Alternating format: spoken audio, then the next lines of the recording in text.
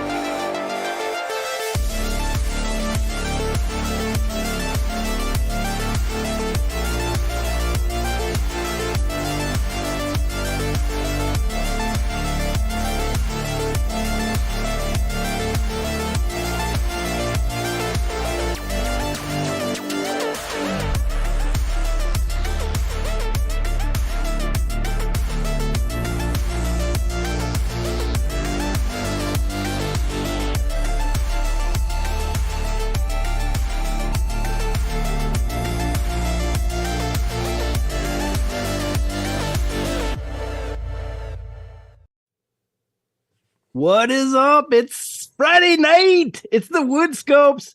You guys, I am excited to be here. I have one of my favorite stories ever being a guest on the show tonight. If you've ever seen the true story, the Disney film called The Rookie, it's a story of a high school teacher who defied odds and started pitching for the major leagues at the age of 35. Jim Morris is a two-time author, a world-renowned motivational speaker. We are delighted to have Jim on here tonight on the Woodscopes to share a story and to get us up to date on what he's doing today. Without further ado, Jim, the Rookie, Morris. How are you doing, Jim? Good. Just catching up on the fight between Minnesota and Orlando. Oh, no. Who's winning? Well, they're getting tossed, so I guess we'll find out who's going to win. Are you a basketball fan too? No, I try to stay out of politics. Ah, my man, I love it. Are you let's see, you start out as, you played football, right? Before you did baseball, so yeah. You're probably a master at all sports. But what I like to do when I have a guest on the Woodscopes lately, I've been getting all these like guys who have positive messages, and I like to get who they are, how they got to where they are, and who they are, where they're at now today. So obviously, anyone who knows who I'm talking to, we're talking to Jim Morris. If you've seen The Rookie, this is the guy. This is Dennis Quaid played him. He's a legend. So you know how he got to where he is. But I'd like to hear your story, Jim. I'm sure there's a lot of bits and pieces we did not get from the movie, from the books, whatever. Go ahead and share. How did you get to where you are? Man, it's been a long road and lots of mistakes. And I tell people, unless we're making mistakes, we're not gaining any progress. And, we sit still, we die. And so you move forward, you move on, you make mistakes, you gather up yourself, and you learn not to do that again. I had a lot of those moments in my life. The movie already displayed that. My father was in the military. We moved constantly. The one constant for me, other than his abuse, was baseball. Yeah. I love basketball. I love football. I ran track. I played tennis until they told me it was baseball or tennis. But baseball for me kind of transcends life. And one of the things I love about baseball is it's like a chess match. And so you're always trying to guess what the other team's going to do 2 steps ahead of what they're doing, but they're trying to do the same thing. Right. But it coincides with life, and it's a game of inches, and we can come this close to something and then not get it, or we can be this far away from it and then we end up getting it, and we're like, how did that happen? And you actually have to go through it and then look back and go, wow, I am where I am right now because of a group of high school kids in Big Lake, Texas. And when I pushed them, they pushed me back, and something I thought was dead and gone, and something even my doctor said you'll never pitch again, ended up being completely wrong. And you come back throwing 12 to 14 miles an hour harder and figure out that the kids who got you there are the ones who could hit you better than anybody else. And that's ironic. And we lived on the West Coast. I was a Vita Blue fan. And during the movie junket, Dennis and I would go into towns and cities and introduce the movie and introduce ourselves. And I got to meet Vita Blue and several other team, Oakland Athletics and Giants fans. All these players are coming out and they're watching the movie, and that's cool.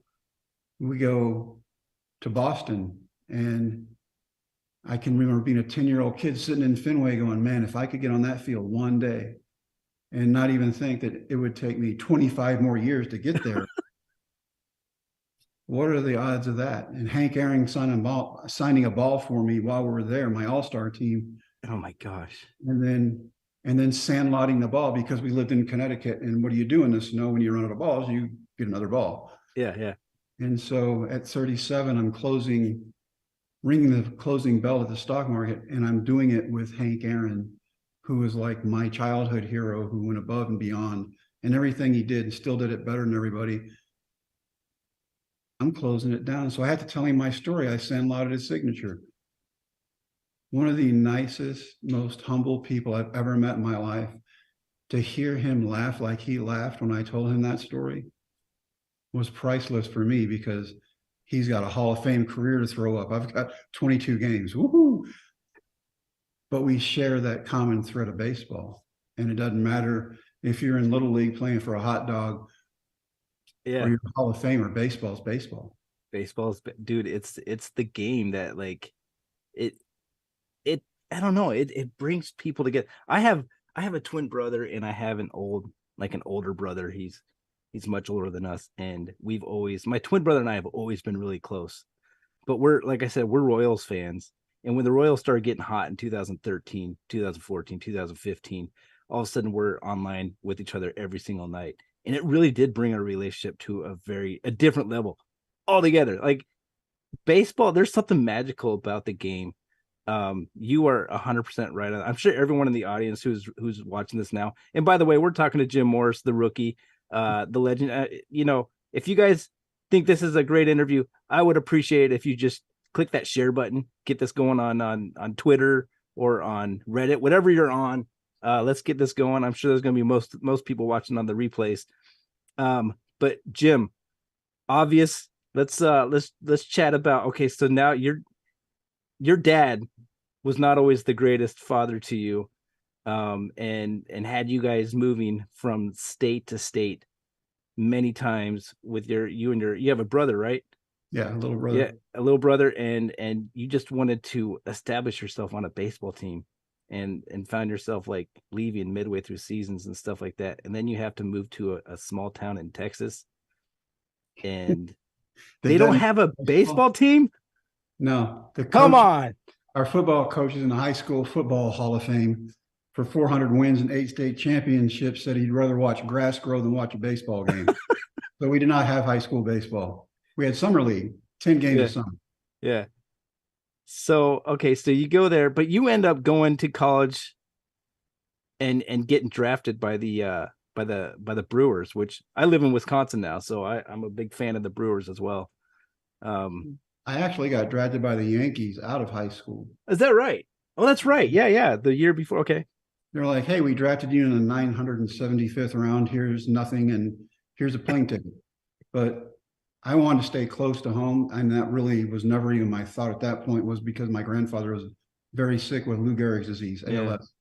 And so I wanted to be around to see him and to help my grandmother. And so I go to Ranger Junior College during the week. My coach told me, I'll get you classes that you can pass, which at that time was important because I didn't care about studying, which is funny. Now you become an educator when you don't care about studying when you're young. Yeah. You play for me during the week, but on the fall schedule, you're going to go home every single weekend at noon when your classes are over. You're going to have your butt in the pickup truck and you're going home. And that's what I did for 4.5 months. And kissed my grandparents goodbye on a Sunday evening, last Sunday in November. Had to get back for a Monday morning class. I get back to my dorm about 1. My coach wakes me up about 3 because, I didn't study. And he goes, you need to go home. Ernest has passed away. And he goes, you go home and you take care of your grandmother. She's done enough. And he goes, don't worry about finals. You can take them when you get back. And already talked to your professors. I go home. I never go back to Ranger. And Brewers drafted me a month and a half later. And I turned 19, so I thought I was smarter than I was not when I was 18. Yeah. And they gave me $35,000 to chase my dream. And I thought, I am rich. And for 9 months I was. Yeah. But it's funny when you look back to the things that make us who we are.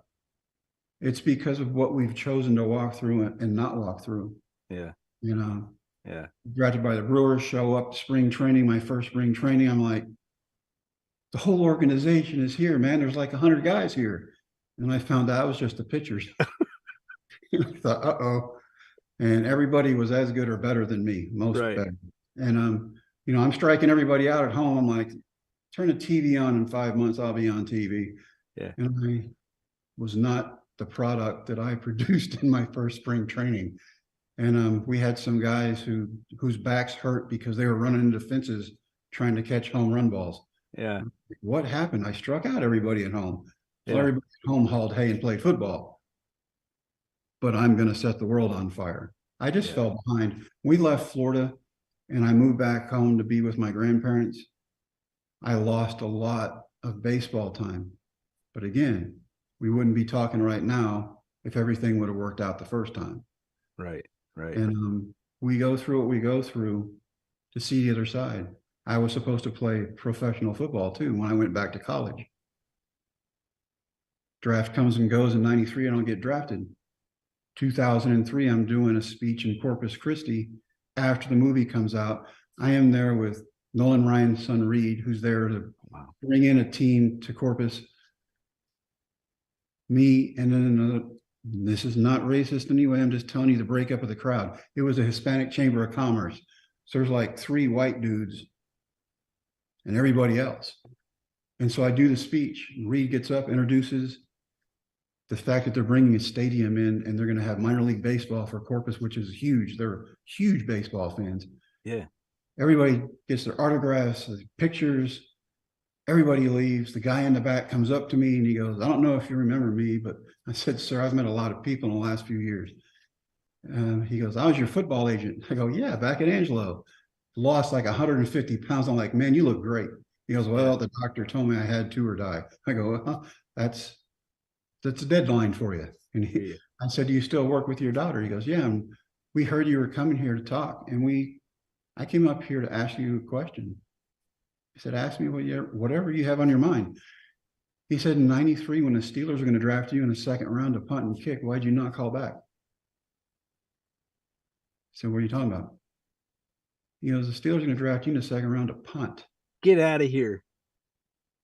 And when you didn't call back, they passed on you and they told everybody else you had no aspirations to play in the NFL. What? For 30 seconds, I was the maddest human being on the planet. I bet. But I'll tell you this, because of my grandparents and the 3 years that I spent with them and the faith they instilled in me and watching them and how they lived, I got it. Yeah. If I'd have got that dream when I wanted that dream, yeah, I'd have been a spoiled brat. Yeah. You see enough of it. You and I watch baseball enough. Yeah. You know who the brats are. Oh, yeah. They make themselves seen and heard. But at 35, not supposed to be there. Supposed to be getting out of the game at 35, not getting into it. It was a different perspective for me. Well, I mean, I've always loved, but it's also, it meant a lot more. I wouldn't be where I am right now if I hadn't gone through what I went through. If I'd have played football, there's no movie. There's no wife that I live happily ever after with. There's no raising 5 kids in our home so that they got up, hers, mine, ours. Well, we didn't have ours because our kids got mad and protested. It was a peaceful protest.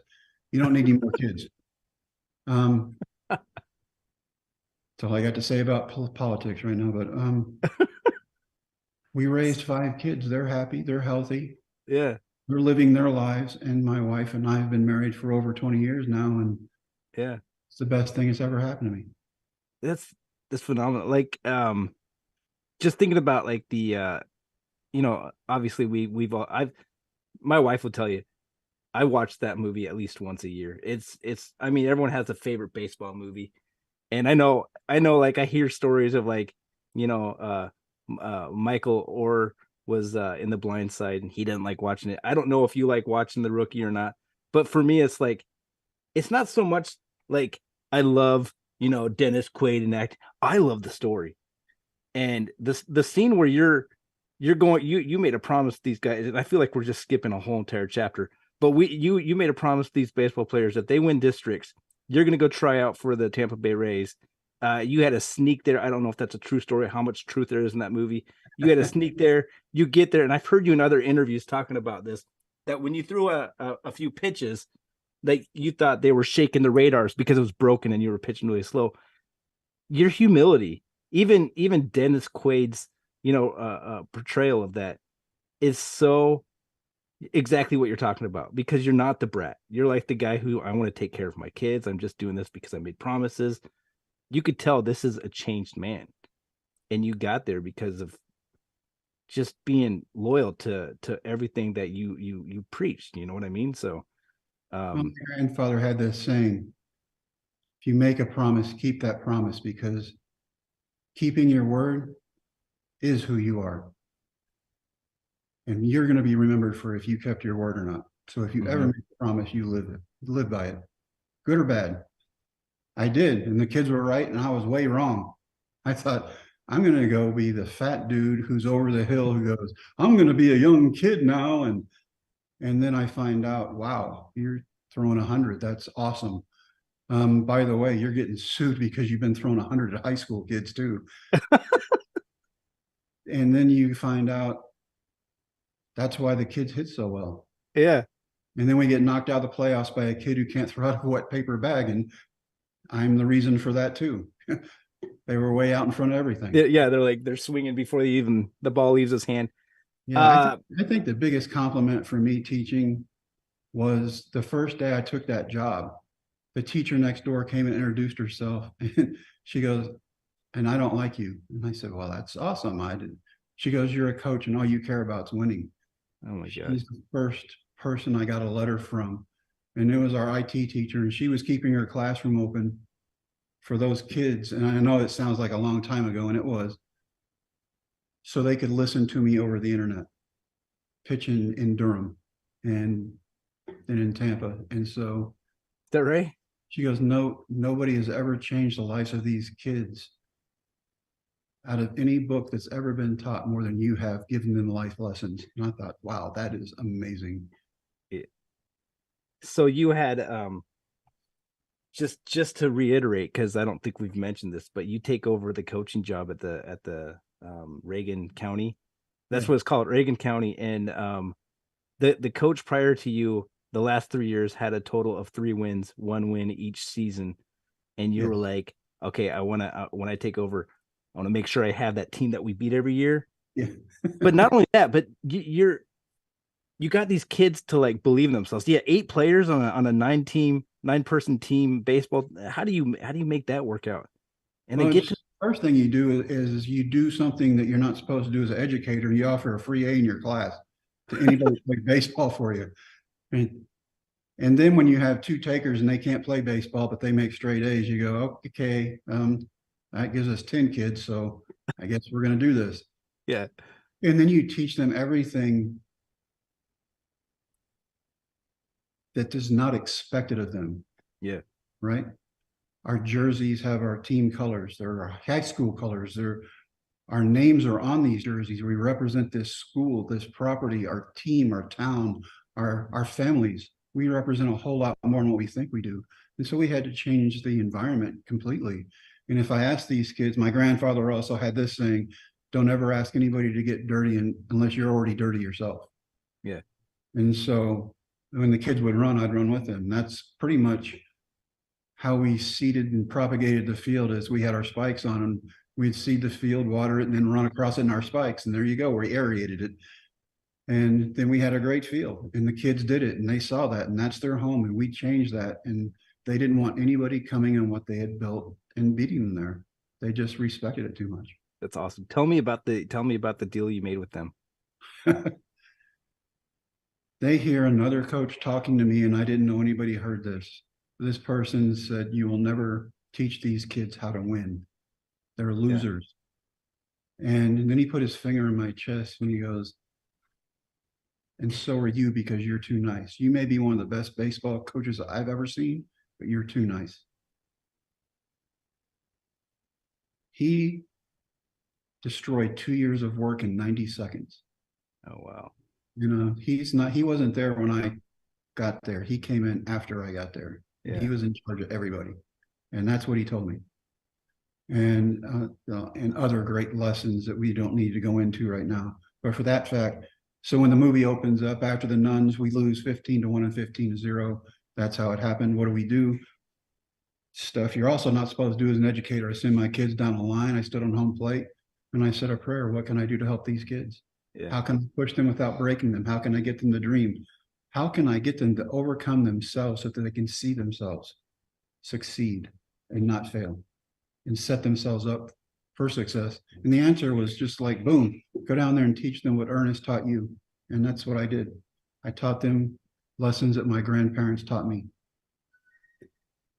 And how did that conversation go?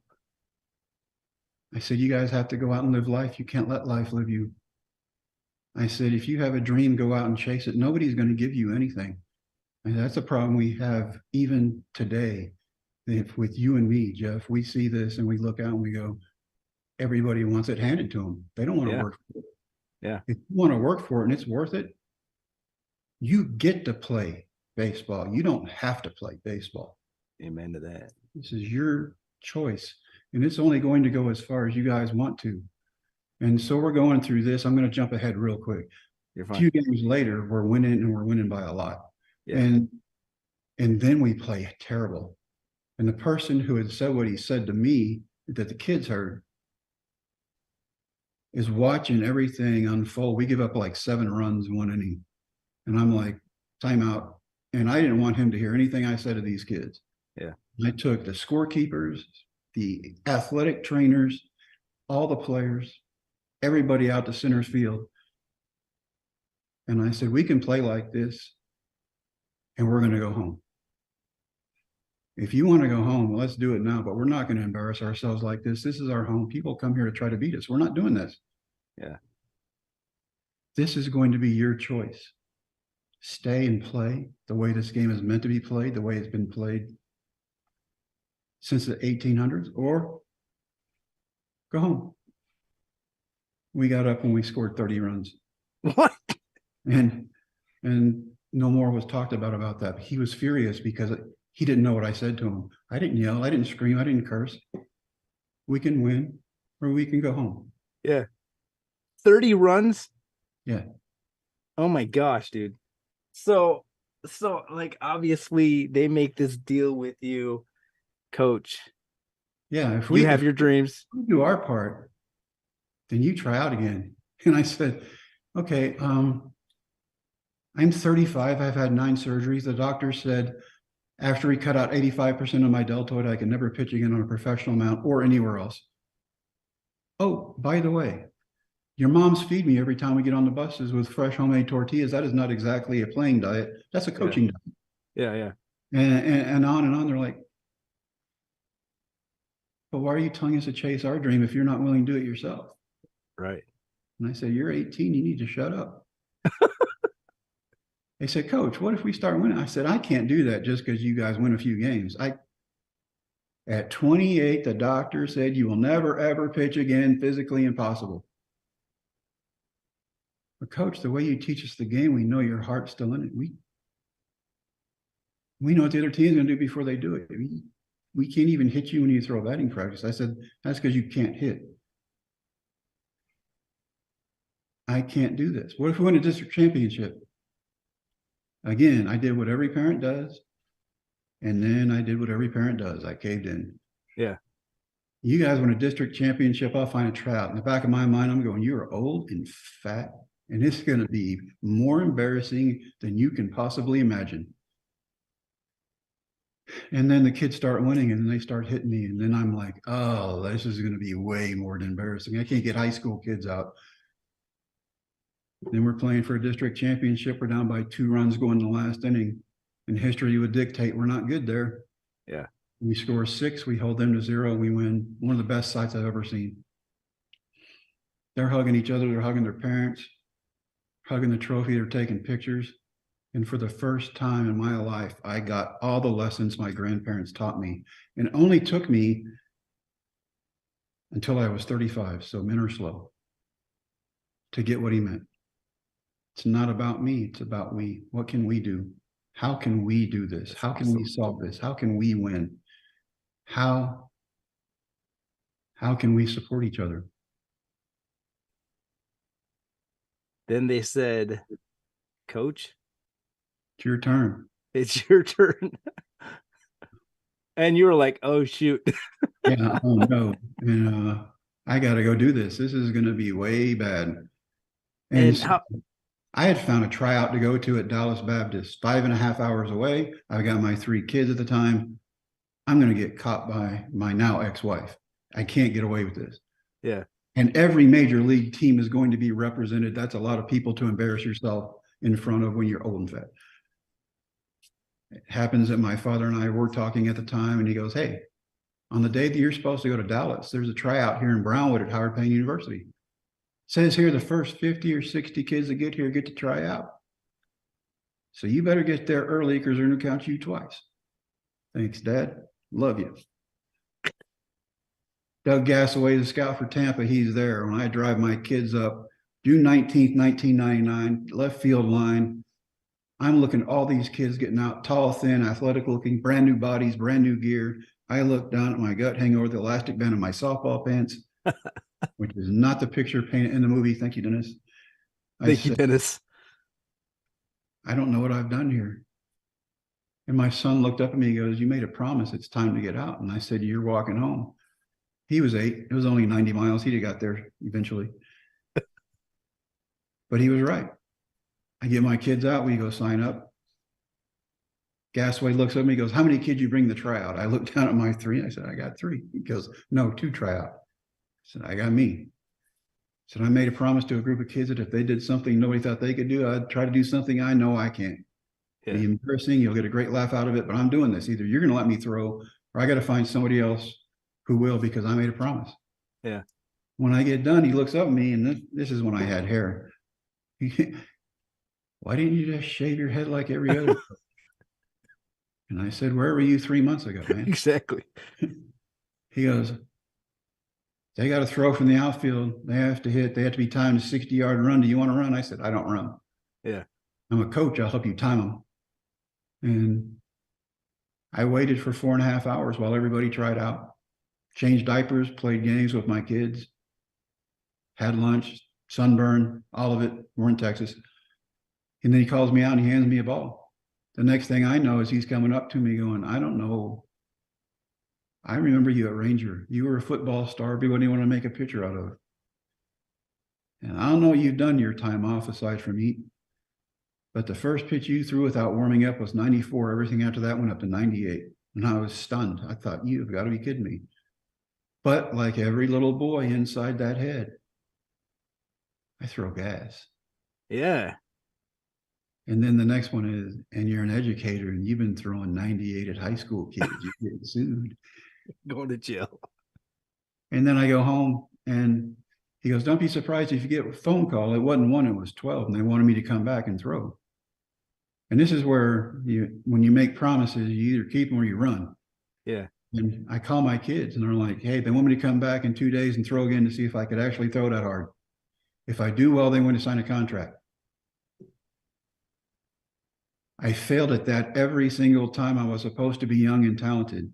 Yeah. Over here, I got a job in Fort Worth at a great big high school and the opportunity to work with more kids in a bigger environment. I'm successful at this. I'm good at this. Over here, not so good. I'm going to teach. And they're like, you told us if we ever had our dream in front of us, you'd chase it. I said, well, I was lying. And so 2 days later, and rained so bad they had to hand me a brand new baseball every pitch, sliding up to my knee in mud. Half my high school kids holding my kids in the rain. It's lightning. We have metal spikes on. Exactly what we don't do. And I'm a coach and I'm out here doing it. 98 every pitch. Signed a contract. It was a minor league contract. I took a pay cut from teaching to play minor league baseball. Now you know how poor I was. Well, I mean, the thing I'm really curious about at that point, like you get that call back from 12 different scouts. Like, are you like obviously surreal. Like is this really happening? Are you nervous? Are you excited? Are you like I want to know the emotion you were going through those 2 days or a few days before you signed that contract. I signed the contract on the spot and I was on a plane in 2 days. And yeah, I was nervous, but I called my new athletic director in Fort Worth and I go, this is what I'm doing. He goes, but you're old. I know, but I'm going to go do this. And he goes, when you get done being a kid, come home. We got 2 days and then we got football. I said, yes, sir. And the next time he saw me was at the ballpark in Arlington. And he was asking for my autograph. That's amazing. That's amazing. I can't believe it. Like, all right. So obviously the documentaries I've seen when you get to Arlington, because I mean, it wasn't an easy walk to Arlington. They didn't sign you and you're in Arlington. You had to play 3 months, I think. in, Yeah. in the minor leagues, and you had to deal with like all their gimmicks and the young kids, the bus rides, and the being away from family, and the crappy foods and the crappy hotels and all that. But you finally get called up. Like that moment, what was that like? Probably the most surreal moment of my life. Other than the nurse putting the baby in your arms and your knees buckling, this was as a person of faith, this is something you're like, this is not logical. It shouldn't happen. Yeah. You look at every reason, and you're a science teacher. It really shouldn't happen because the physics, all of it, you shouldn't be able to bend like that and throw like that when you're 35 and overweight. And then you do. When I walked into the clubhouse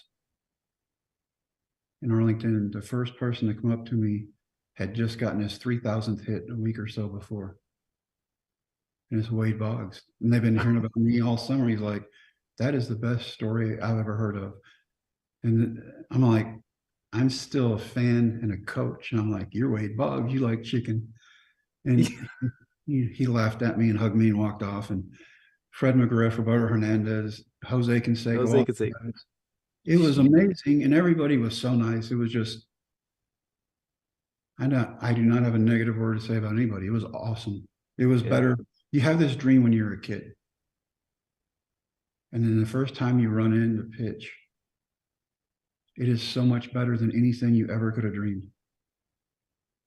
That's the easiest way to put it. That moment, the bullpen phone ring, like, did you know it was for you?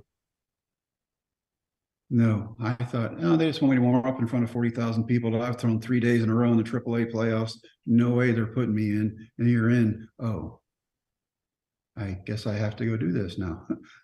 Let me tell you, 40,000 people screaming and cheering is a little bit different than 25 kids in a classroom.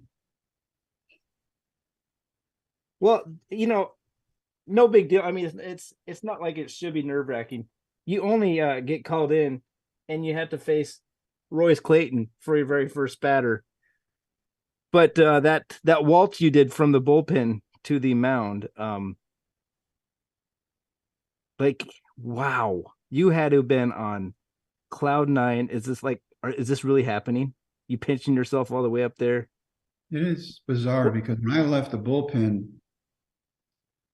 it was like being a kid again, and you're smelling the leather and the dirt and the grass. And you realize and understand why you fell in love with baseball to begin with. Yeah. And it's not so much a competition to beat somebody else, it's to make yourself better. Yeah. And something every single day. So the run in from the bullpen to the mound, a few of my failures, or a lot, that roller coaster, but also the good things too. All of it flashed in front of me. And I had to tell you that by the time I stepped my spikes onto the dirt of the mound in Arlington, I wouldn't change one thing about the way in which I got there. That made me who I was. Amen to that. At 19, I wouldn't have understood that like I did at 35. Yeah. Wow. That's amazing. That's amazing. That's something no one on earth could ever take away from you, Jim. You worked your tail off your whole entire life. You listened to great mentors. Obviously, just reading some of the some of the scripts of your books that you've written. One of them is about listening to the right people and not listening to the wrong people. Yeah. Obviously, you listen to the right people, and you get up there and you're pitching in the major leagues at the age of 35. You have a baseball card out there. I think it says oldest rookie ever, right? Yeah, something like that. Can't get no respect. I feel like Rodney Dangerfield. But still, that's amazing. Like, you're 35, you're walking on the field for the first time, and did they announce that at Arlington? Like, come to the field, Jim Morris, the oldest. Hernandez was my best friend in the big leagues, and he said they had my story up with my picture talking about everything I did, and even flashed to some of the kids that were there. I had no idea, because when I left the bullpen, it was the noisiest place on the planet, and I heard people talk about this forever, but when I got to the mound, I couldn't hear anything. It was just zoned in, so I didn't hear anything they were talking about. But apparently, yeah, they were talking about it. Was it talking about over the loudspeakers, or was it just radio or TV? Yes. And Yes. all the above? Yep. Yeah, you don't hear stories like this every day. I mean, it's, like I said, you get one perspective from the movie you watch. Dennis Quaid, great job, but hearing it from you, like different angles, different, it's what I want to hear. um I've been getting guests on the Woodscopes that try to motivate, and I love the who you are, how'd you get there, and where you're at now. Obviously you've done a lot of motivational speaking for people, because you do have a story and you do live by what you preach, obviously. And where are you at today? Man, we're getting back into this post-COVID world and trying to get back on schedule. And it was a little better last year, and hopefully this year it'll be even better. And I hope some of the grim things they're predicting for us don't turn out to be that way, because for 3 years people were hurt, mostly the small people, like us. All us peons were told to quit living, while everybody else that has money kept on doing whatever they want to do.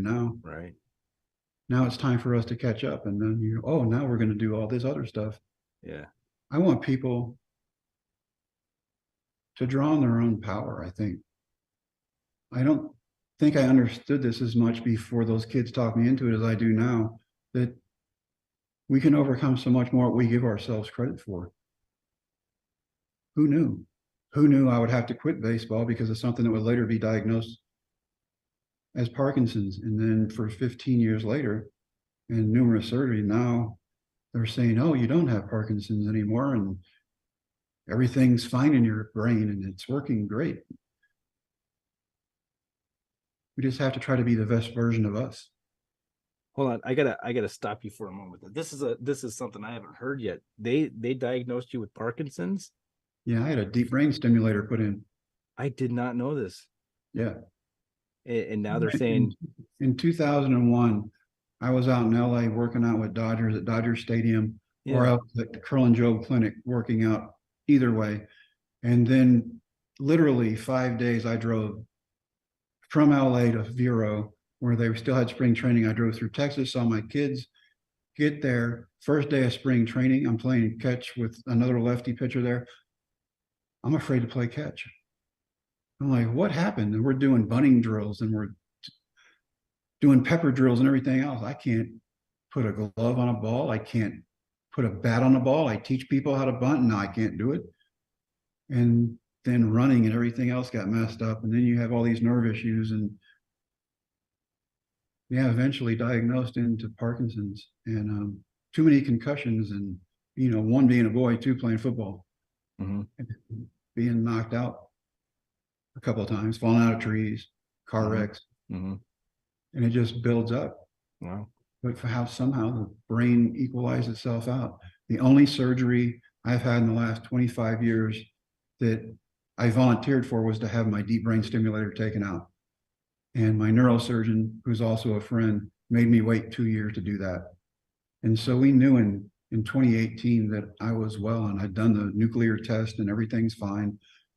But then he made me wait until 2020 to have it taken out, just to make sure. And I can run again. I can normal physical levels that I couldn't do for years. I would go to a speech, I would sleep. I would get up, I would talk, I would go back to bed, sleep, go to the airport, sleep there, get home and sleep until I had another speaking for years. And now I'm starting to live again. And so it's like getting another second chance. We have a lot. Wow. Is this a side of you that we could catch from your books? The Dreammakers book has everything packed into it. Even some of the rookie stuff, we got permission to write about that in a brief surmise of past stuff. And then we jump straight into the end of baseball forward and what I've been through on that journey, and what my wife has been through, what my kids have been through. I am going to definitely get those books. To me, it doesn't sound like it's anything short of a miracle that you were able to take that. I don't know what you called it, that in your right here, it looked like I had 2 round things right here. And I called him. That's when I made fun of it because he goes, I'm going to put it behind your hairline. Yeah, right. Okay. That didn't work out too well. And so I said, that's where my horns were cut off. Then he took them out and he put them flat again. And now I'm still bald, but it's not behind my hairline anymore. You look great. You look great. But like I said, it sounds like nothing short of a miracle. I mean, Jim, I've already kept you longer than I told you I would keep you, a lot longer. And Right. man, you're the best. You and your wife are honestly. I'm gonna tell a quick story. I've been wanting to interview you for years. I'm most of my platform is on Twitter. I checked there, and I'm like, well, he doesn't really use his Twitter that much, and yada yada. So finally, I'm like, one day I was like, he has a website where he talks about his motivational speaking and engagements and stuff like that. I don't really have any money, but hey, he can't say yes if I don't ask, right? So I threw out the email. And honestly, I don't check my emails very often. And at this time, I don't think I checked my emails for like 6 months. I had 10,000 emails on my phone. And one night I got bored. I'm just delete. I'm going through. I had your wife's email in there. And I swiped it. And I was about ready to hit that delete button. And I was like, wait, does that say Morris? And I clicked on it. And she's like, yeah, we'd like to. Yeah, Jim would be happy to be. I was like, Jim Morris, like the baseball player? Wait a minute. So I start reading it, and I was like, that was a month and a half ago.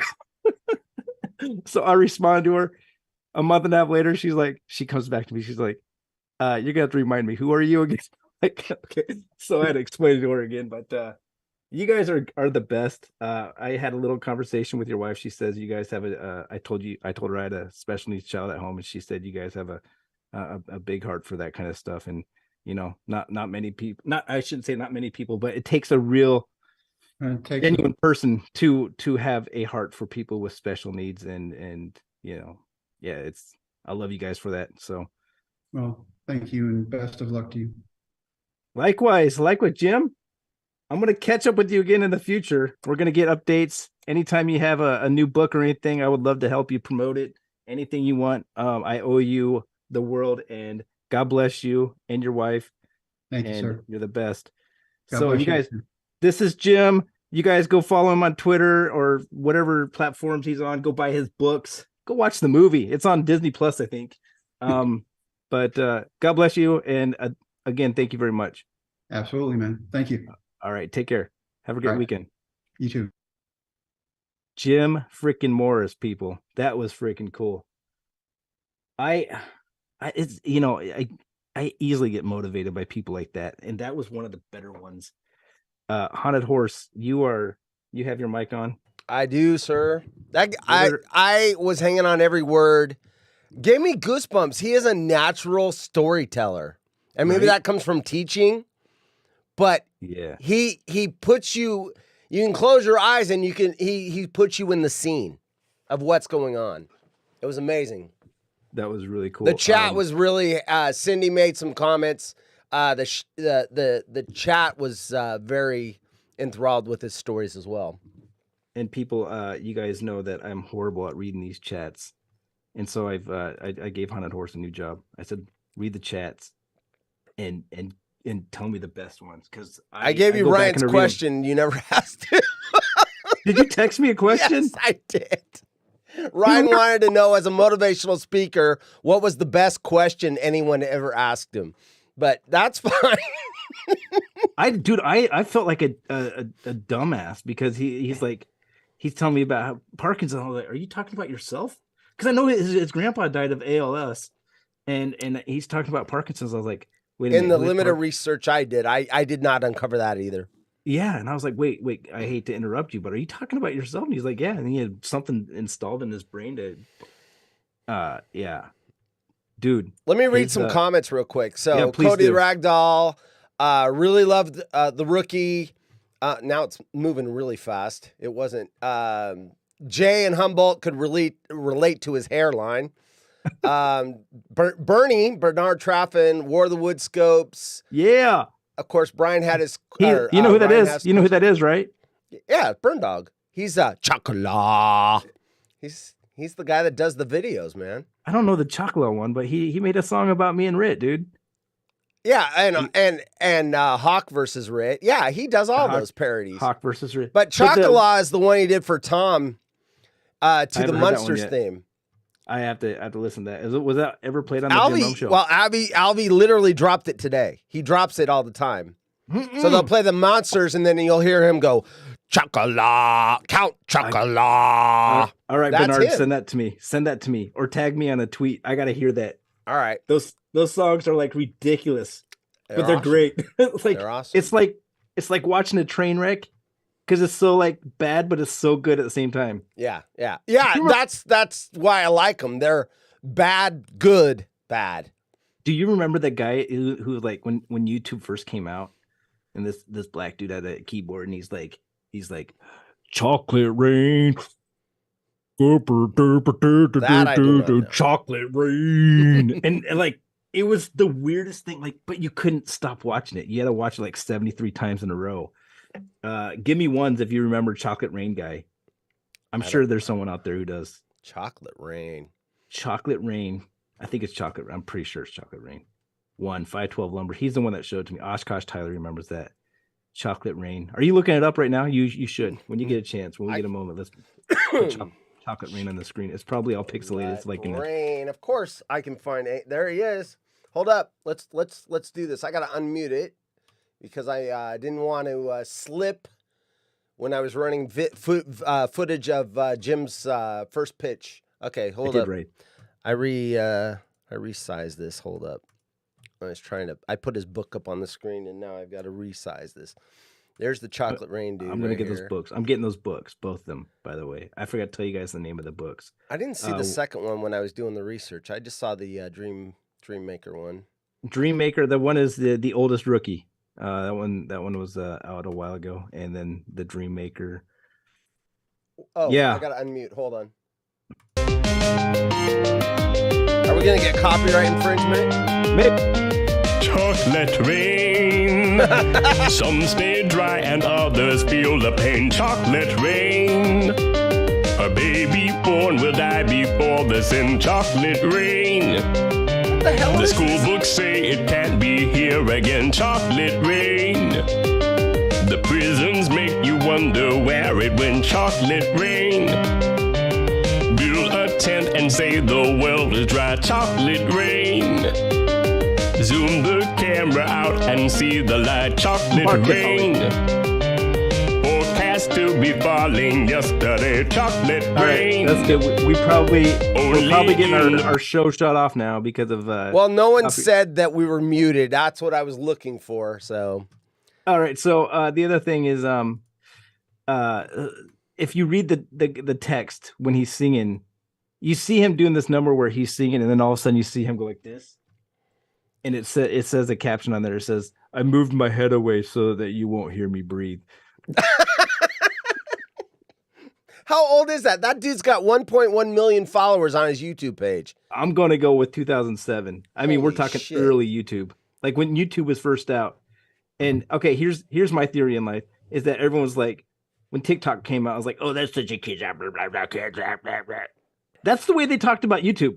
When YouTube first came out, if you were watching YouTube and you shared YouTube links, people thought you were like a little kid and you don't know what you're talking about. Now everyone is on YouTube. Everyone watches YouTube. Grandmas watch YouTube. Grandpas watch YouTube. I mean, everyone. Facebook was just college kids when it came out. Exactly. TikTok is getting that way where it's like people are appreciating more of the vertical videos as opposed to the horizontal, because now not everyone is just watching the screen on their wall. They're watching the screen in their hands. That stupid thing is now an earworm in my head right now. I'm sitting there going, chocolate rain. We're gonna start moving Woodscopes to TikTok. It's already being done. I'm putting some of the better clips on TikTok, and also some stupid parodies and stuff like that. So if you guys have TikTok, go check out the Woodscopes channel. I'm on Instagram too, and 12 Woods on TikTok. I'm not even going to tell you what I do on that channel. You're going to look at it and you go, "What the hell is this shit?" But your brother wants to know how much is TikTok paying you, Wood? Hey, 512 Lumber. He'll suck on an egg. Marty doesn't watch YouTube anymore. Okay, that's true. Marty doesn't watch. Well, I don't know what they have in prison, but listen, Horse, we got to talk about what are we doing for the rest of this episode. I mean, we blew like the guy went. I told his wife half hour is great, and here I'm looking at. When you got to 30 minutes, I was starting to sweat. I'm like, man, she's gonna be mad. I'm trying to speed it up, like, oh my gosh, he's not even talking about like. He seemed like he was enjoying himself. Well, and I was wondering if you shouldn't say, hey, I'm really enjoying this, but if you have to go, I was waiting for give him an out chance. I'm sorry, I'm a dick, Horse. I'm sorry, I don't get an opportunity to talk like this. I'm that person where if I see someone famous, I'm gonna go interrupt or whatever they're doing to get the autograph. I know it's an asshole move, but I will never see that person ever again. He's probably gonna say that guy in the stupid flat bill hat and the freaking glasses interrupting my dinner with my wife. What a dick face. And then I'm like telling all my friends, look, I just met so-and-so. Look at this autograph. I don't care. I think you got out at 41 minutes. I think you're good. I don't think that's offensive. I think if you would have gotten up in the 50-minute, 55-minute range, now you've almost doubled it. So I think you're good at 41. I was speeding it up. Yeah. I was speeding it up. Yeah. But I at the same time, I'm thinking to myself, I know I told her 30 minutes, but I'm going to milk it if I can. Yeah. If I feel like the vibe is good, I'm going to milk it. But if I see him looking around like at a clock on his watch, he did not look like he was trying to get out. No, so I think it was a happy medium. I think he was really enjoying telling his story. You had some good questions, and I think you did get him out at 41 minutes, and I think that's a happy medium. So it was good. Am I kissing the host's ass or something? Does this sound too friendly? No, I think we both have the same thoughts on that though. I'm thinking back to that whole interview, and it's like there was moments. Wait, you're stuttering. Like there should be like You're stuttering. I thought you were trying to show. You just froze. I thought you were trying to show his bad connection, and then I'm like, wait a minute, you really are froze. How do I do that? Like, how do I? Like, even if I like. That's hover just over the Wi-Fi. So here's the thing: since Ryan's out there, Ryan and I had that same. Ryan had the problem, not Ryan and I, because I have fucking fast internet. But Ryan had that same problem, so I could tell it was his Wi-Fi. And sometimes, I don't know if I'm giving away behind-the-scenes stuff, but I'm going to.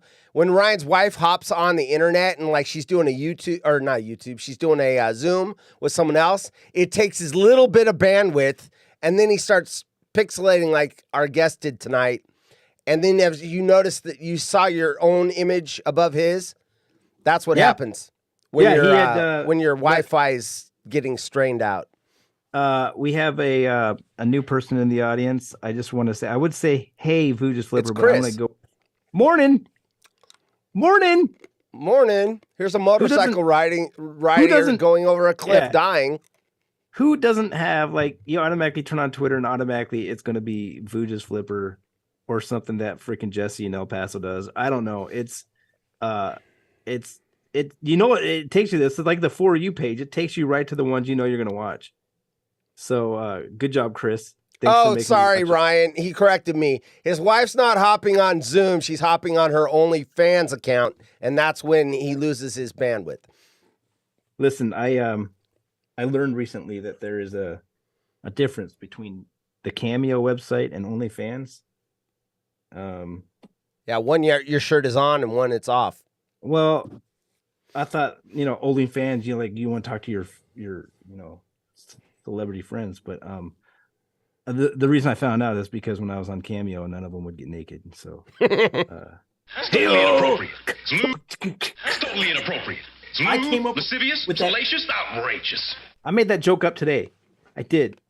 I don't know 1 minute why ago. it comes to mind. So no, I made it up when I was at work. I was like, I just thought of a joke. I'm gonna make sure I use this on the Woodscopes tonight. Who's JR? Bernie saying apparently JR is a big fan of your TikTok, and he posted a link of your TikTok, Woodscopes. Look at that. Apparently he's promoting JR. us. Jim We found a Rome. Jim Rome's promoter. a big fan. Hey, Burn Jim Dog, you Rome. want to be our promoter? We're looking for some helpers. Who's Corn Dog?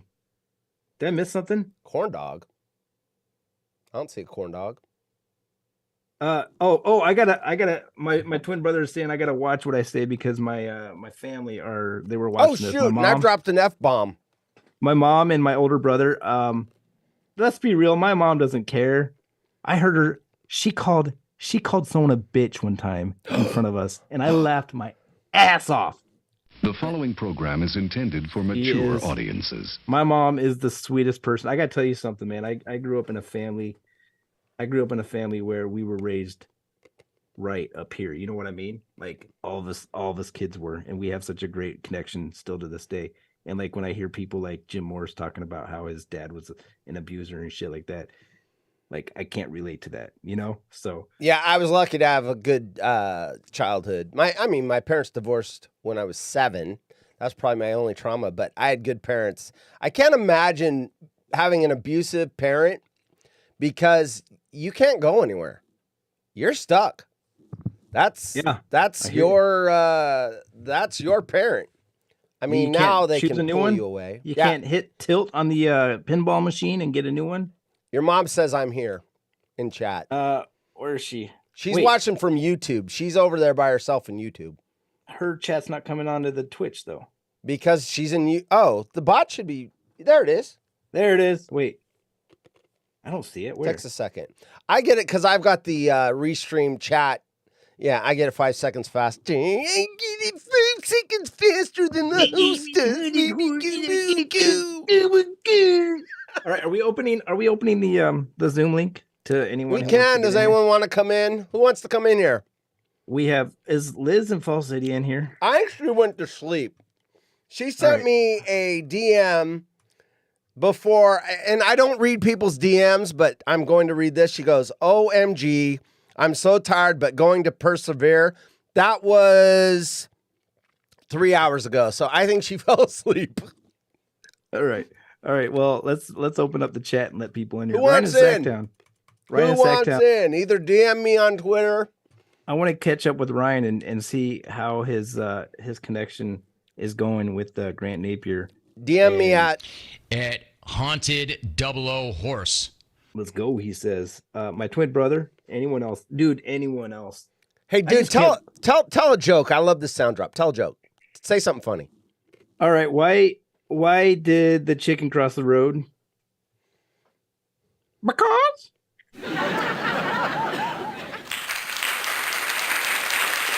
Look at that. You get an applause and laughter. It was a good joke. That's the magic. It was. And my mom was here when I shared the OnlyFans joke, so I apologize for that. Mom. That was horrible. Do I get a boo? Is there a boo sound drop? Warranted. I think we're gonna have a short episode tonight. I think no one is telling me they want in. All right, well, listen up. The cool thing of the day to do these days, what I see the kids doing, look at the hair, is they put the hat on with the bangs hanging out. I'm gonna do that from now on, starting this moment. Your mom says you're good. Oh, thanks, Mom. Oh, I see that now. There you go, the bot. Her The magic of bots. I tried to pull this up on YouTube, but it wouldn't let me for some reason. War the Chicken Man, says Bernie. Is anyone coming in? No one is asking in. I have no DMs. I have no. Oh wait, here comes this guy. Look at this. Oh, look at this guy. Oh, hey, what's up? This is that haunted horse guy from Portland, Oregon. Should we do our announcements now? Okay, if you're new to this channel, we have the anticipated train wreck every other Saturday night. Except for we're not doing it tomorrow. No. Okay, Pull Dog's busy and Bacon's busy. Okay, we're not doing a show tomorrow night, but every other Saturdays. Probably not doing one until March sometime. Yeah, it'll be March. I'm getting a DM. Ryan's coming in. Hold up. We also have the DJ Haunted Horse Show. I love that show, dude. I don't know why it's not. Everyone should. What do you mean? It's really popular. What are you saying? You don't know what? Are you small timing me? No, I just think that I think there should be more people in there. There's like tons of people hundreds, hundreds. They're incognito. They don't want to be. They don't want people to see who they are. Don't interrupt the host. Why am I? Oh, I didn't hit the we're cutting out because I didn't hit the button. That's okay. Oops. So anyhow, there we are. Like we all grew up in the era of MTV, right? Like we all sat around and waited for hours. For me, it was the Michael Jackson Thriller. I would wait in front of that TV for 6-7 hours waiting for a Thriller to come on. And now it's like there's no MTV. There's MTV, but there's no game shows and talk shows. Watch music videos and stuff like that. But the Haunted Horse show, I mean, it's a stupid host. So just try to get past that. Hey, guess what? Next Friday. I'm not done. Next Friday, though, I have a guest host. It's Headstrom Bacon. And that dude knows more about music than everybody in the audience and you and I put together. So let's all join in and watch. Okay, so it's like watching MTV, but you don't have to wait 7 hours for your video. You send where do you send that request? Oh shit! You did that to me. You send it to at Haunted 00 Horse. You send him a link to a video that you want to watch, and within like 7 to 10 hours, he'll play it for you. No, but seriously, if you get in early, like I did last week, I got like 3 videos in within the first 15 minutes. Like it was the 12-wood show. But yeah, it's good stuff. What's up? Are we getting? Hey, Damien in Tucson. Well, Ryan, I sent him the link. You know, he's probably got that. His wife's doing the OnlyFans, taking up all the bandwidth. Hey, Damien in Tucson, you want to come in the show? Whoever wants, Horse, don't interrupt the host, says Pool Doc. Hey, Pool Doc's in here. What's up, Pool Doc? Bring Pool Doc in here. Pool Doc, get in here. Pool Doc, get your ass in here. He won't come in here this time because I know he's probably had a couple pops and he won't come in if he's had some pops. That was Horse. You know, it's funny because Pool back Doc. in the day, when Woodscopes was cool, we had open phones a lot, and Pool Doc would always call in towards the end of the episode. And dude, I love Drunk Pool Doc. It's so funny to watch it. Drunk Pool Doc's my favorite Pool Doc. Oh, there he is. That's Pool Doc everywhere. Pool Doc dressed up as Ryan in Sacktown. What's up, dude? What's up going on? There, look, that's what the guest had. See his bandwidth. His wife's on the OnlyFans. He's all testing. That's right. I see more of me, which is cool. I see me too. That's what happened with the guest. All right, hold on 1 second. Put your bunny ears on. Are you nuts? What? These guys are killing me, man. He does that every time. He did that last week when the train wreck. He's rebooting his computer. You know what? The guy that streams more every week than all of us combined has the worst tech out of everybody. You want to hear a story? I actually looked up his address, found a company that does FiOS that'll give him a gigabyte up and down, where Comcast is giving him 25 megabytes download and 1.5 upload. And hold on, let me interrupt. It's $10 a month cheaper. I can't. Cheaper. You just had 3 people leave the show when you were explaining. Hey, you got the bandwidth. Your gigahertz and your gigaboo. My mom and just it's said $10 cheap. Okay, so it's 100 times faster than what he has now, and it's $10 cheaper. Dude, you're still talking about this? I told him about this in October. He has not switched it, and yet every time I watch him on Grant Napier, he's all all stuttering out and shit. And it's like, freaking change your internet, dum-dum. We're still talking about this. Oh my gosh. Don't make me angry. Don't make You look at him. like me when I'm sweating angry. over there. My mom wants to know what a Twitch is. Mom, Twitch is like YouTube, but it sucks. That's what we started out. So we had Periscope. That's where we got the name Woodscopes. So it's 12-wood Woodscopes. And then Woodscopes died. And then we moved to Twitch. And then we learned quickly that Twitch sucks because they don't store your videos. So we decided to go multi-platform with YouTube and Twitch. And then everyone's like, I don't want to switch over because it's so hard. I have a Google account, but I can't get over. You're talking too nerdy, dude. You're talking too nerdy, and everyone's Google. Want to hear about OBS? I'll tell you about the OBS streaming software. What's up, Brian? How you doing? in homage to Horse, talking about internet. Bernie's trying to get his shit on here. Welcome to Phone Mart. How may I help you? Here, iPhone 4. Let's see what Bernie sent me. Where is the iPhone? Wait. Since we got nothing else, hold up. Let me get this on. I want to see what this is. Where's Tyler? Tyler, get in here. Tyler, get your ass in here. I don't like where it looks like my hand is. Okay, I'm going to move that back. Get your hand out of your pants. No, it's closer to yours. Get your hand out of my pants. Okay, Bernie sent this. I don't think it's copyright. Here we go. What do we got here? You're getting it delayed. Welcome to Phone Mart. How may I help you? iPhone 4. Where is the iPhone 4? I need an iPhone 4. Oh, I'm very sorry, but we are currently sold out. However, we did Bernie, finally get some more HTC phones in. Dude, that's enough right there. Yeah. That was enough of that. Okay, we're gonna end the show really early because there's no content. Oh wait, look, Ryan. Let's see how staggered and jittery he is. Yeah, if this doesn't work, we're done. Hey Ryan, what's up, dude? What's going on? Oh, is it just audio? Is that what we're getting? Oh, there he is. You get the whole thing. Look, you got Jim Rome behind you. Yeah, so far so good. Let's watch when his wife texts somebody. He'll go. Yeah. You know that OnlyFans site takes up a little bit of bandwidth. Don't making you mean money. Cameo? You mean Cameo? I'm sure. Yeah, Cameo. Wink, wink. Hey, Ryan. What's going on with you and Grant these days? I saw your show today. You guys are fun to listen to. I mean, I know nothing about what you're talking about. Because it's Kings. Who cares about the Kings? Oh, unless come you're on, in Sacktown. All right, really, Blazers fan?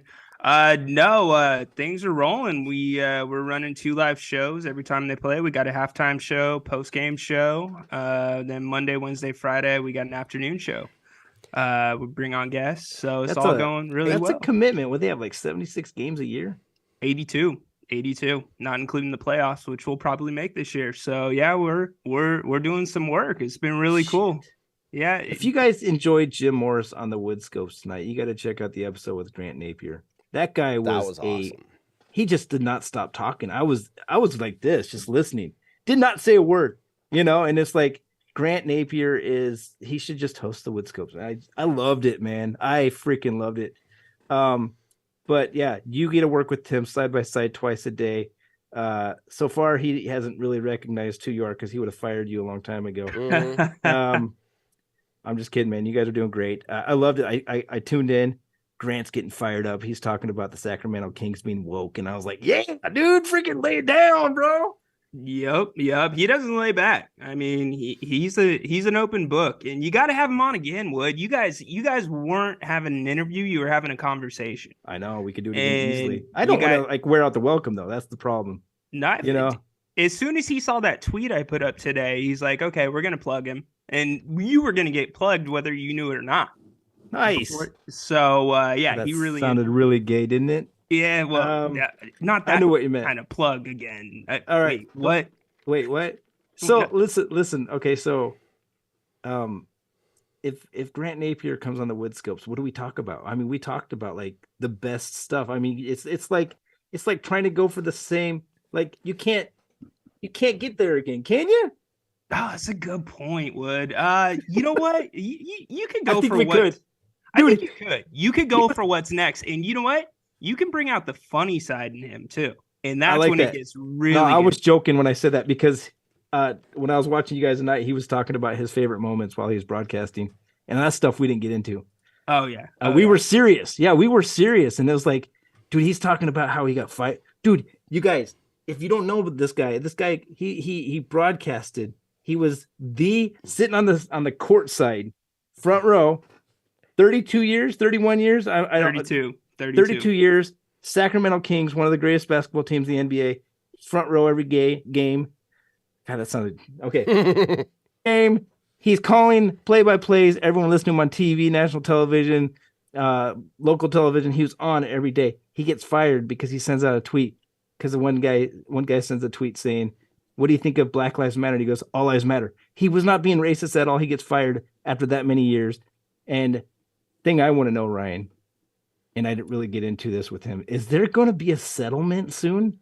Because, eventually he's going to win like crazy. Like there's no way Yeah. the Sacramento Kings are going to win this battle. Yeah, so I don't know so much on the Kings side because Grant actually resigned from the Kings, but I can tell you on the radio side, he wants to go all the way. And I'm not speaking for him. He said it publicly. Publicly? Oh, there's a bacon bit.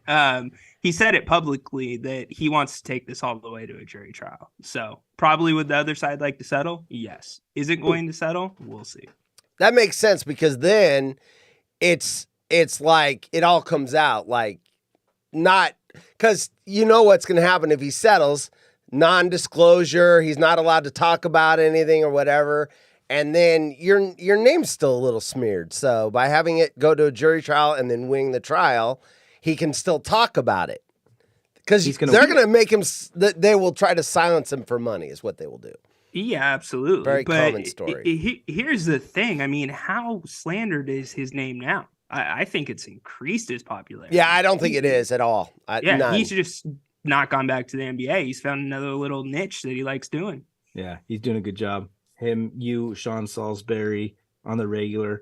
Dude, the flexibility to do this, if you can earn money doing this and you do your own hours and when you want to do it, when you don't want to do it, versus having a corporation say, hey, you need to be here and this is basketball season. And, you know, the flexibility of this is a beautiful thing. And, you know, you guys got sponsors and stuff. So he's making an income from this. So, yeah, if you can do your own thing and you get to say whatever you want to say. Exactly. No one's saying, oh, but you can't say that. Mm-hmm. Exactly. You don't get your wrist slapped for saying shit. Sorry, Mama Wood. I know that. Yeah, even Jim Rome's, you know, he gets called in the office. Hey, you know, cool it on this, cool it on that. You can't talk about that stupid Woodscopes anymore, Jim. It's making our sponsors mad. We heard one time that he is drinking alcohol on the show. By the way, I haven't had a drink of alcohol since November. April of 2022 was my last drink. I've never been a big drinker. I'm not saying I quit either. I'm just saying I just don't drink. I quit. You know, I used to have a beer every episode of Woodscope, sometimes two, and sometimes a bottle of tequila. But other than that, like Tyler told me not to get political. I'm sorry, Tyler. What'd you get political about? I don't know. But if Tyler said it, it happened. Oh, well, Tyler, I don't know. Tyler. How come Tyler's not here? Tyler drinks enough for all of us, by the way. I think we should end this show before it gets really boring for everyone. Yeah. I'm not saying just because Ryan's in. No, Ryan. Honestly, Ryan is a little boring. I'm proud of you. You're doing a good job. Thank you, brother. Just keep chasing whatever it is that you're chasing because, dude, you're going to have the naysayers. You know what I mean? And I know you see it. The naysayers are going to be like, pretty soon those naysayers are just going to be like little, you know? Just keep chasing it, dude. The bigger you get, the more trolls you'll get. Yeah, exactly. So, but yeah, let's end this on a positive note. You guys, I love everyone here. Haunted Horse, thank you so much for always just being willing to do whatever I ask you to do on the show. Haunted Horse, you guys go check out his shows. Go to what the frick is it? HollywoodRejects.com. HollywoodRejects.com. You can find a link to all these shows, even additional stuff. Even this show. You could buy really expensive T-shirts that get really tight when you get fatter. I'm not selling shirts at the moment. What? I'm moving them to Amazon. So I took it down until I no, really. Horse has his own Etsy story. Amazon's going to be my fulfillment center. It's going to be big. Corporate. You're going to be able to buy Haunted Horse jeans. You're going to have my scarecrow on your ass. Tyler. Anyway, that's sorry. cool. Yeah, we're going to have his hijack own line the of clothing. There is a line of clothing out there called Elwood. Go check it out. Mm. I think it's out of Australia. They have pretty cool stuff, but they're super expensive. Buttless chaps? What's that? Are they buttless chaps? I don't know. All right, sorry, Mom, if you're still here. Thanks, everyone, for checking us out. I will get some of this on TikTok. Don't forget to check out the TikTok channel. God, Pool Jana is saying, oh, it's over already. See? Jana, we have nothing else to talk about. You don't want to sit around here and just go, for the If your husband comes in, we'll stay on the air. I like that plan. Yeah. I'm game. Pool Doctor, if you stay out, if Pool Doc comes in, we'll stay on the air. I need an answer in 15 seconds. Pool Doc, if you're in, press 1. If you're out, press 2. How's that? You got 10 seconds or we're going to pull the plug on the show. We want Doc. We want Doc. We want Doc. Doc. 1. What about, no, that's what Mark about Moda. 512. Mark Moda, get him in. We got to hear about his show. Yeah, if you guys come into the show, we'll stay, but we're boring right now. Don't forget about Mark Moda.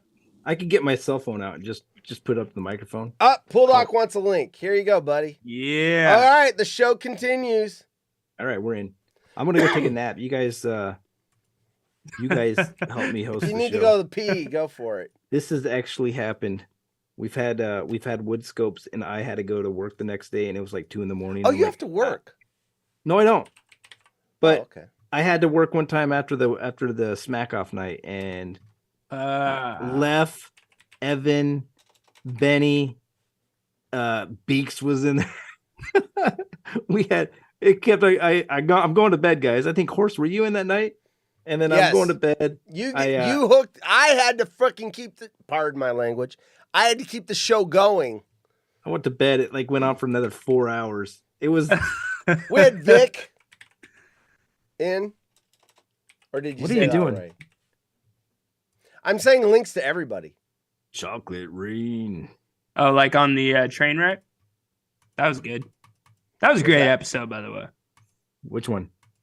When Horse tweeted out the inside link. Oh, yeah. That was funny. Mark Moda, you got a link. Tyler's got a link. Pool Doc's got a link. It was awkward for me. Oh, Pool Doc, here he comes. I couldn't get a word in edgewise, and then I thought for sure he wouldn't come in. So, there he is. The What's Doc. up, dude? All right, either you got. That's my fault. Hold on, I'm getting rid of it. There we go. Or you went bald and you just wearing a headband. I think that's what it is. He's just wearing a headband. That's all it is. Looks like he's got underwear on his head. Underwear. Is that what that is? A beanie. Nah, man. Chocolate rain. This is my badass Babamba. You know why I call him Babamba? Y'all remember Fat Albert? How's it going? Good, man. Y'all that would remember have to Fat be Albert? That would have to be over your eyes, and then like that. Yeah. Hey, holes cut out where the eyes are. I right? like it. Yeah, that character on Fat Albert that wore that, pulled it over his head. Where's the 12 I'm not digging Horse. I'm not digging I don't have the gallery view. How do I do that on my iPad? What do I do? Just watch it on Look on the upper. on iPad. Twitch or... Talking Apple technology. Yeah, you're talking to PC dork. Hey, can you man, get that? I went to the dark side, bro, and I don't know, man. I like. Hey, what's up, Ryan? What up, Doc? Dude, you're fixing to cash in, I hope, right, bro? You're gonna be cashing in on your badass shit you got. I like your mic, dude. Thank you, brother. I think I got the same one. I think I need one of those mics that like 12 has to come down here like that shit. Oh, one of those, man. He wants one of those mics. Yeah. One of those mics, eh? Yeah. What's up, fellas? It doubles as a shake weight, people. See, I want one of them. Hey, hold on. Did you listen to the interview with this Jim Morris guy? I got the last of it, man. It sounded like the dude was really interesting and cool and shit. Let man. me ask you a question. Where's I'm sorry, I forgot. Big Lake. Is that far from you? Where? Big Lake, Texas. Shit if I know. Texas is huge, bro. He when he did his tryouts, he went to San Antonio. Oh, he did? Yeah. It could be. It's probably one of those, those damn out here in the neck of the woods, man, where they don't have anything, and they all come to San Antonio because that's like where the district is or the regional and shit like that. But he could be from anywhere. I'll look it up. Next time I talk to you, I'll let you know. So we're not going to do a train wreck until March. That sounds about right for me, man. Yeah, Horse is gone. He's gone I'm on a out trip. the next 3 weeks, and then Without you Horse, and Bacon are out. We could do it, but it's not going to be like all the nice gadgets and all the fun stuff. And yeah, let's tomorrow, this weekend, my son is actually proposing to his girlfriend of like 3 years. So, and it was a surprise, but she's watching. What this if she's episode. watching the show? She ain't watching this shit. She is. Dude, they're probably playing Dungeons and Dragons or some stupid shit. And then the next weekend, I've got to go to Houston for the Southwest Pool and Spa show. And then the weekend after that, we're having our main event, big, huge party for my IPSA chapter. So my Februarys are loaded up. Yeah, So, me too. So I'm glad that I was able to get in here. You know, when you were fixing to shut down the show, you know, I'm definitely not going to hang out for too much longer. But I just want to come in here and say that, you know, let's gear up for March, man. I'm rebranding Stucknut Radio 12. Yeah. I'm rebranding it. I'm getting the keys. They're giving Doc the keys. And we are going to bring on some different shows that were on Stucknut Radio 10, 15 years ago. And I'm bringing back the rock show with Hedstrom and Jana. Awesome, dude. Yeah. Wait. Yeah. Before you make any major decisions on this Stucknut show, I got to ask. Yes. Are you guys ever going to lose that really ridiculous like setup you have on the screen where it's like you guys are really small in the corner and then you have all this text on the right? We don't need to see that. Just have you guys up there. It's all letters. Who wants to see all letters? I don't. I want to see you guys. Man, that's why I'm rebranding, bro. I'm OBSing, baby. Steve is giving me the keys, and Hedstrom's got all the cords, and I'm taking over Stucknut Radio like I did back in 2009 when we had shows every freaking night. I'm rebranding Stucknut Radio. I'm really proud to say that, but it ain't gonna happen until March. Dude, I want to be on the music show. Can you have down, guests? Baby dog. Yeah, So we'll have whatever you need. I was already, you know, DJ. You know, I know that you run around and you got your own network, and I don't want to interfere with your own network, but I would love to have you part of my rebranding because of your skills. Yeah. Yeah. And not only your skills, bro, but you know, you're an entertainer. I've always told you this. You're an entertainer. So we were talking about doing a show. We just got really busy. The holidays came and everything else, but it was still in the back of my mind that we would do something. And if you're going to do a music show, I want to be involved. My rock shows are going to be Thursday nights. I'm a Thursday night. So how are you going to? Oh, sorry. No, go ahead. What you say? Well, how are you going to stream music without the copyright problem? That's why you're part of the show. We're working on that, brother. Well, I mean, are you guys going to do Mixcloud? Or you found on it, okay? man. I'm in. I know. He's gonna do all royalty-free music for like 3 hours straight. Are they gonna sue us and then take my house if I'm on the show? Don't worry, bro. You can go live in Kerrville. If you do that, we'll all go live in Kerrville. We make our own little commune. All right. You know what Sounds I'm saying? good, man. Don't worry about shit like that. You're worried about stupid shit. Don't worry about that. Yeah, getting sued. I mean, yeah. Just sign here. Yeah. What we're actually gonna do. And if Bulldog has to pay $15 a month, he's already committed to the first 3 months. So March, April, May, we are going to rebrand Stucknut Radio, and I want to see Nooch on there. I want to see Ryan if he wants to do something. Don't interfere with the watering hole. I'm not interfering with the Fridays or Wednesday nights or Saturday. I'm not going to interfere with that shit. I just want to have a little bit more options on the times when there are no options. Hey, so, 12. Sorry to interrupt. What you got, brother? Well, I was just gonna say we got some breaking news. Do we have?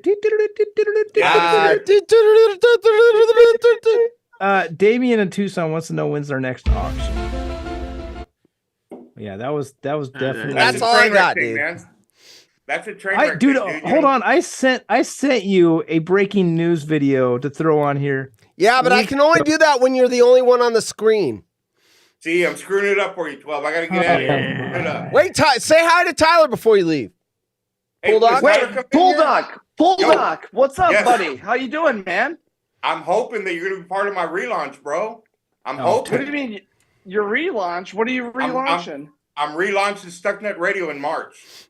We're going to have shows. We're going to have complete control. Steve is giving me the keys, and he just said, "Don't fuck up the post SmackDown show or the pre SmackDown show. Other than that, do whatever the fuck you want." So, Tyler, we need to have us a 12x12 with Mike and Sam. I think they want to make that happen, bro.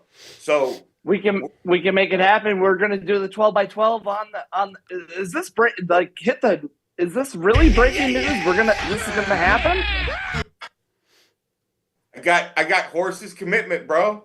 I'm in. Yes, I am in. Dude, Horse, Tyler, Doc, 12. What's up, Tyler? How you doing? Hey, 12 Wood. Hey, you look Hey, sexy in those Tyler. pit vipers. How come Tyler, Tyler's the only one who has pit vipers? I've got them. They're in my office. Hey, real quick, 12. Thank you for letting me be on your show. I love but you, I want to man. hear Tyler, and I don't want to. I don't want to be screaming. I'm going to put it back to my regular setup here. But I want to thank you for doing your show tonight. Continue to do it. You kick ass, and I'm proud to call you my colleague. I truly am. All right, likewise, all of y'all, brother. all of y'all, bro. Fist bump, I'm man. gonna get out of here, horse. Get me out of here. I'm gonna go back to watching on the big screen. All right, man. Tyler, I'm waiting for you, Tyler. See you, Pool Doc. Later, We'll see you, guys. Pool Doc. was We'll do horse. it. We'll do it, man. Oh, here I'm out. Cool Doc. Hey, horse. That was horse. Horse. What? I don't know if Jana? my mom is still in the chat or not, but she bought me these sunglasses. Sharon, are you still in the chat? Either way, she might watch Nice, the replay. nice shades. If she was smart, she would have left right after the interview. The rest is just fill-in. And I don't know what we're trying to fill in. I mean, it's not like we're trying to go towards 11:30 or midnight. We could have ended this show 25 minutes ago. I'm joking. Let's say hi to Tyler and then we'll end the show. Yeah. Let's do some TikToks. Ooh, Oh, I'm yeah. in. What I up, wanna play a Ty? TikTok game. Hey, what up, Rhino? What's Hold on, up, I got to buddy? blow my nose. Let me How you get rid of doing, my, man? Looking better than ever. I didn't do any TikToks this week, guys. I'm sorry. I was too busy. Oh my gosh, we got his crusty towel over the screen. Seriously, What is that growing on it? So what the What hell?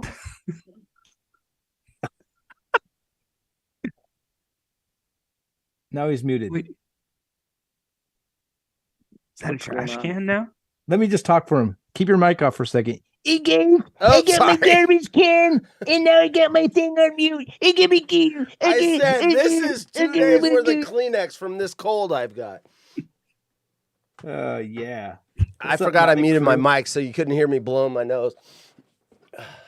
Tyler, what's new with you? Are you doing any 12x12s? Dude. Let me just if there's one or two people out there who don't know what Tyler is all about, he created this challenge called the 12x12 challenge, and that's nothing to do with me.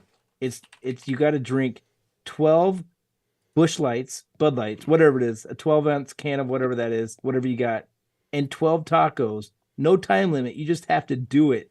This guy created it. He's promoted it. It's been on the Jim Rome show, and he has Garrett never Rick did it. himself completed it.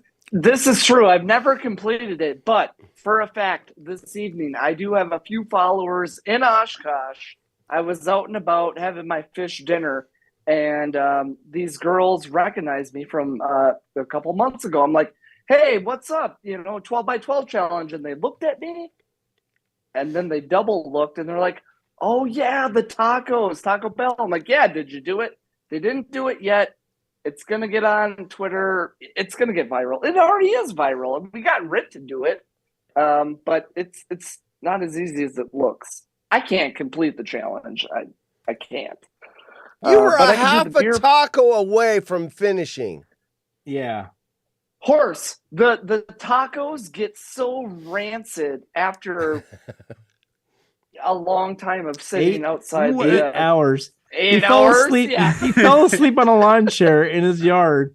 I just got to rest these 11 tacos off. He comes inside, he eats half of one. He's like, I'm done. Half a taco to go. That's his. And that's he would his have brand, been though. the Tyler first will be the one to guy. complete it. Tyler he'll sign up for a marathon and run 25.6 miles. And that last half mile, that's a long ways. I'm out. He walked backwards. He'll walk backwards to his car. By the way, Forrest Gump. so this next Friday, DJ Heads from Bacon. The Friday after that, Tyler is going to guest host the DJ Hana Horse Show. Hey, yo. So he's doing it on the 17th. As I checked. He looked at you like, what? Yeah. What? I'm doing, he's doing I'm it. doing what? Me? Am I? We're gonna- Yeah, I guess. He likes. We're gonna. So if you get Tyler, he likes a little more headbanging music. So if you We're don't gonna have like shows every my night. Billy Ocean, then this guy is your guy. Caribbean Queen. We're gonna do a gaming channel. We're gonna have a karaoke channel. We're gonna have an auction Nice. channel. No, this is all fake news, dude. Shut up, dummy.